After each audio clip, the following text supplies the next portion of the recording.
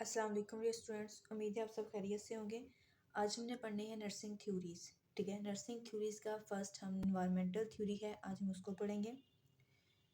तो हम स्टार्ट करते हैं इन्वायरमेंटल थ्योरी। ठीक है, इन्वायरमेंट पेशेंट के इर्द गिर्द का जो सराउंडिंग एरिया है वो है इन्वायरमेंट। ठीक है, नाइटिंगेल ने 1959 में अपने नर्सिंग नोट्स पब्लिश किए, जिसके अंदर उसने बताया कि इन्वायरमेंट कितना इम्पोर्टेंट है फॉर पेशेंट। ठीक है, पेशेंट की रिकवरी के लिए इन्वायरमेंट कितना मैटर करता है, ये उसने किस में बताया? अपने नर्सिंग नोट्स में। नाइटिंगेल फर्स्ट नर्सिंग थ्योरिस्ट है। ठीक है, फर्स्ट ये नर्सिंग रिसर्चर है जिसने फोकस किया था किस पे? हेल्थी इन्वायरमेंट पे। ठीक है, इम्पोर्टेंस किसको दी थी? हेल्थी इन्वायरमेंट को। किस लिए? For promoting physical and mental wellbeing. Patient की फिजिकल और मेंटल वेलबींग के लिए उन्होंने कहा किस चीज़ को इम्पोर्टेंस दी थी? हेल्दी इन्वायरमेंट को। अगर हमारे पास इन्वायरमेंट हेल्दी है, कॉम्प्लिकेशन से बचा सकते हैं। ठीक है, पेशेंट की फिजिकल और मेंटल हेल्थ प्रमोट कर सकते हैं।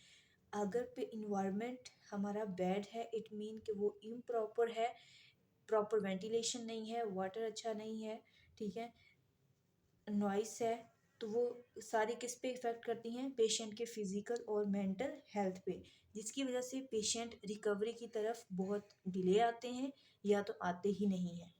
ठीक, तो ये था इनका मेन मकसद किसका? इन्वायरमेंटल थ्योरी का। इसके अंदर किस चीज़ को इम्पोर्टेंस दी गई? पेशेंट के इन्वायरमेंट को। क्यों? For physical and mental health promotion. Nightingale का कहना था कि जो एक्सटर्नल कंडीशन है ना, ऑल एक्सटर्नल कंडीशन या एक्सटर्नल फोर्सेस, वो क्या करती हैं? असरअंदाज होती हैं किसके ऊपर? लाइफ के एंड डेवलपमेंट ऑफ ऑर्गेनिज्म की ग्रोथ के ऊपर, उसकी लाइफ के ऊपर एक्सटर्नल इन्वायरमेंट क्या होता है? इफेक्ट होता है। एक ग्रेट इम्पैक्ट रखता है इन्वायरमेंट किसी भी ह्यूमन की हेल्थ के ऊपर। सो इनकी थ्योरी का जो बेस था वो यही था, पेशेंट की हेल्थ को इम्प्रूव करना, प्रमोट करना बाय इम्प्रूविंग या बाय प्रोवाइडिंग गुड इन्वायरमेंट। तो इन्वायरमेंट को ही डिफाइन करते हुए नाइटिंगेल ने नेक्स्ट बताया कि 5 मेजर कंपोनेंट्स होते हैं। कितने कंपोनेंट होते हैं? 5 मेजर कंपोनेंट्स होते हैं। 5 मेजर कंपोनेंट किस लिए होते हैं? ये प्रोवाइड करते हैं पॉजिटिव हेल्दी इन्वायरमेंट। के 5 मेजर कंपोनेंट्स कौन से हैं जो पॉजिटिव हेल्दी इन्वायरमेंट प्रोवाइड करते हैं पेशेंट को? उनमें फर्स्ट है फ्रेश एयर। ठीक है, पेशेंट जब ब्रीथ करेगा फ्रेश एयर में, तब उसकी हेल्थ क्या होगी? इम्प्रूव होगी, उसका रिस्पायरेटरी सिस्टम बेटर होगा। ठीक है, विदाउट ऑक्सीजन कोई भी एनिमल, कोई भी ह्यूमन जो है लाइव नहीं रह सकता। ठीक है, जब तक आपका एयर अच्छा होगा, फ्रेश होगा, पेशेंट की रिकवरी के चांसेस उतने ज़्यादा होंगे। ठीक है, तो उन्होंने किस पे फोकस किया? फ्रेश एयर पे, जो पेशेंट को फ्रेश एयर प्रोवाइड की जाए। ठीक है, हेल्दी इन्वायरमेंट के लिए एयर को फ्रेश रखना, क्या है? मोस्ट इम्पोर्टेंट फैक्टर है। ठीक, नेक्स्ट उन्होंने बात की प्योर वाटर। यू नो के पहले जो था वाटर, जो वेल वाटर यूज़ करते थे, वेल वाटर आपको पता है कि वो इम्प्योर होता है, वो क्लीन वाटर नहीं होता। ठीक है, जिसकी वजह से पेशेंट को स्टमक इश्यूज़ बहुत ज़्यादा रहते थे, स्किन इश्यूज़, जिसकी वजह ने उन्होंने किस पे जोर दिया? प्योर वाटर पे, कि पेशेंट को क्या प्रोवाइड किया जाए? प्योर वाटर प्रोवाइड किया जाए, ताकि उसे ज़्यादा सफ़र ना करना पड़े। ठीक है, वो डिफरेंट डिजीज़ से प्रिवेंट हो सके। ये किससे रिकवर होना था? प्योर वाटर से। तो नेक्स्ट उन्होंने बात की ड्रेनेज के ऊपर। ठीक है, ड्रेनेज मीन जो भी वेस्ट मटेरियल है उसका एक प्रॉपर मेथड हो उसको डिस्पोज करने का। ठीक है, जो भी आपका एक्सक्रीटेड मटेरियल है उसको डिस्पोज करने का एक प्रॉपर मेथड हो। ठीक है, जिसकी अगर प्रॉपर मेथड होगा तो पेशेंट को नोज़ोकोमियल इन्फेक्शन से पेशेंट को प्रिवेंट किया जा सकता है, अगर हमारा प्रॉपर वेस्टेज मेथड है तो। ठीक है, इस पे उन्होंने जोर दिया।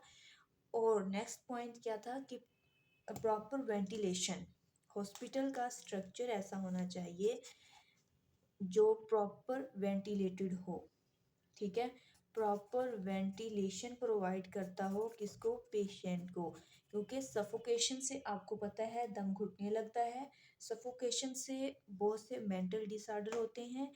तो इस वजह से उन्होंने जोर दिया किसके ऊपर, वेंटिलेशन के ऊपर, जो आपके माइंड को फ्रेश रखेगा, ठीक है।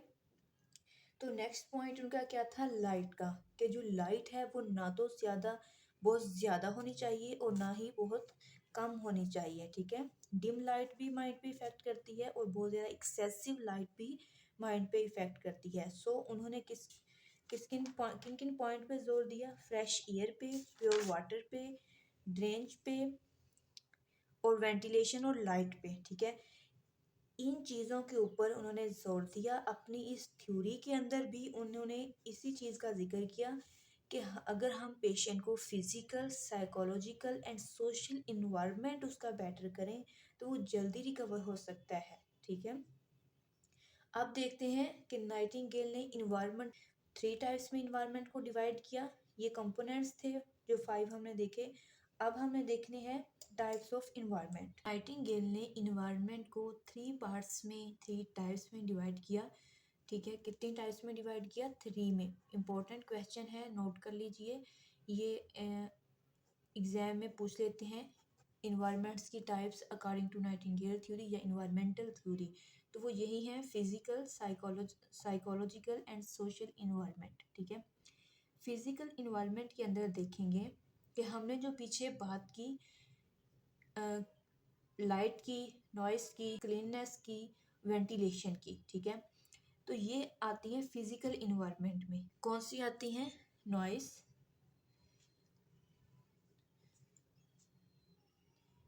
नॉइस भी नेगेटिव इम्पैक्ट डालता है हेल्थ के ऊपर, ठीक है। और लाइट का भी अभी आपको बताया कि लाइट अगर डिम है तब भी उसको ज़्यादा फोकस करना पड़ रहा है, वो जो चीज़ देखना चाह रहा है उसे नज़र नहीं आ रही, इसकी वजह से उसे हेडेक स्टार्ट होगा, ठीक है।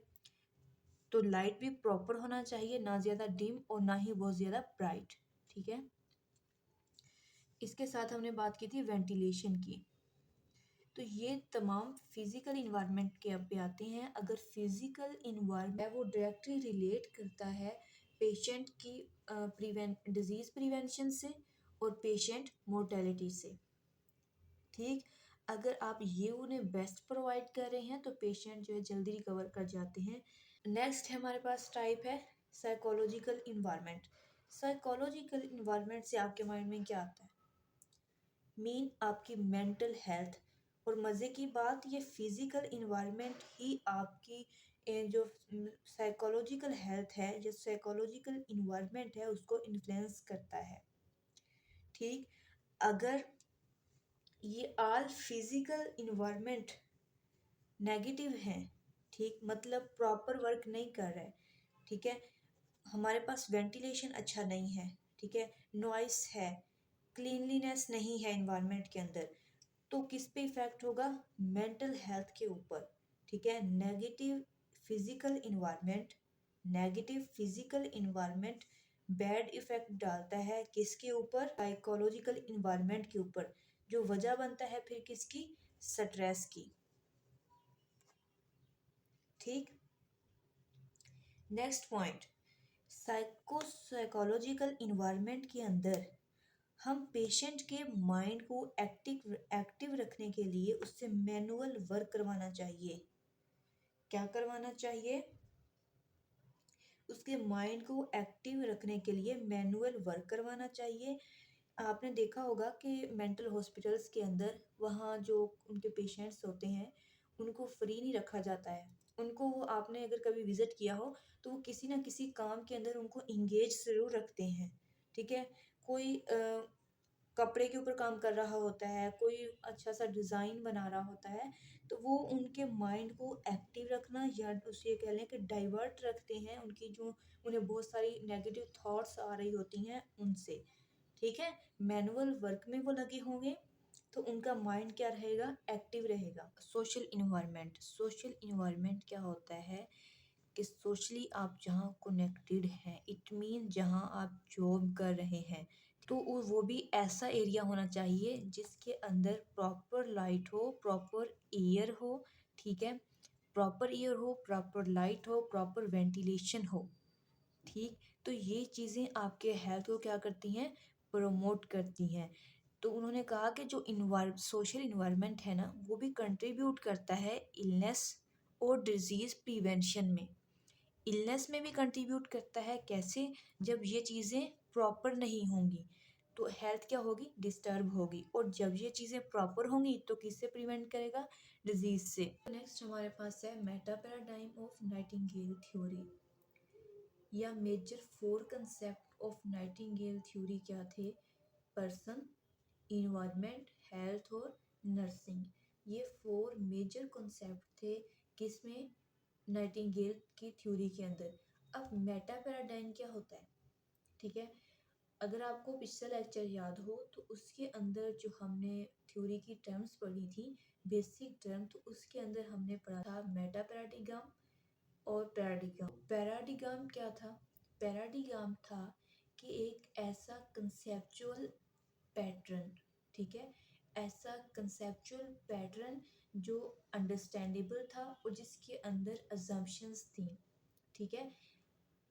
और उसी से फिर हमने मेटा पैराडिगम किया था कि मेटा पैराडिगम क्या है, कि एक कंसेप्चुअल फ्रेमवर्क है, ठीक है, एक कंसेप्चुअल क्या था, फ्रेमवर्क था, जिसके अंदर major concept of theory define किए होते हैं। राइटर का या रिसर्चर का किस चीज़ के ऊपर फोकस है, उसके वेरिएबल्स अंदर क्या है, ये चीज़ उसके अंदर मेजर कॉन्सेप्ट जो होते हैं वो क्या होते हैं, डिफाइन किए होते हैं, किसके अंदर, मेटा पैराडिगम के अंदर।